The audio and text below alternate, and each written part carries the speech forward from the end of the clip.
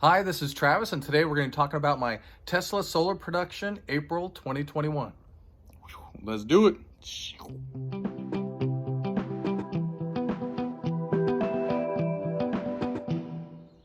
With my solar system, I oversized it. I knew in the future we're going to be using more electricity.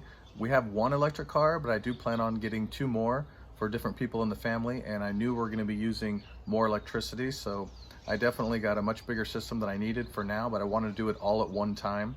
So yeah, it's all installed, and let's go over the specs. All right, I live just above San Diego, California, in the Temecula-Murrieta Valley. My system is 12.24 kilowatts. It is 36 panels at 340 watts per panel. My panels face east-west, with my largest array facing west. My solar panels create DC energy, and that energy runs all the way over to my solar edge inverter, which inverts it to AC energy that my house can use. And after it inverts it, it sends it back over my fence all the way to the meter from Southern California Edison, which is a net meter. So what doesn't go into my house goes back to Southern California Edison, and it's a net meter, so I can use that energy whenever I want.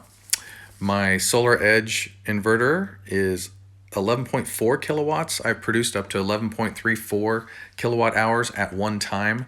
That's pretty good. This is a single inverter, and to get 11.34 kilowatt hours when it's 11.4 inverter is doing really good. So it was almost maxed out. It was a cloudy day, and I think the sun was reflecting off the clouds and hitting my panels directly and indirectly. So yeah, when you have a inverter, you want to get as much energy as you can, and that's really close to maxing it out before it starts clipping, which is when it stops inverting. This is my April 2021 production.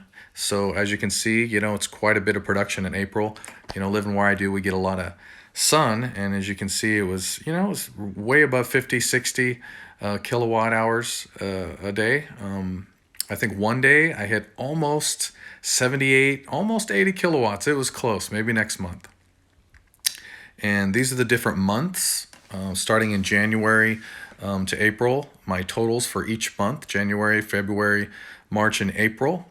And each month you can see it gets higher as we get closer to June, which is the most sun each year. And I'm been producing pretty good. These are all going so far so good. And for the total production, as I turned on my system on January 7th, this is what I produced so far this year.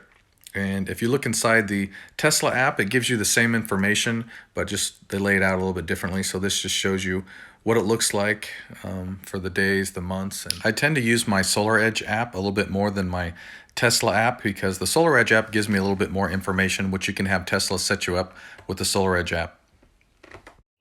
Okay, for April, you saw that I produced about 1.97 megawatts, or 1970 kilowatts, depending hours. Say kilowatt hours for April 2021. So that's what I produced. I know Tesla, if you're thinking of getting Tesla solar, I hear they're gonna maybe start putting the batteries, their backup batteries, in with the solar. So if you buy solar, you have to get the battery too. I haven't seen that on their website yet, but there has been tweets and discussion of that. So if you want to get solar without backup batteries, just want solar, that's what I got. I just have solar. I do not have any backup batteries. You might want to order it now. I do have a Tesla referral code where you can save $100 in the description.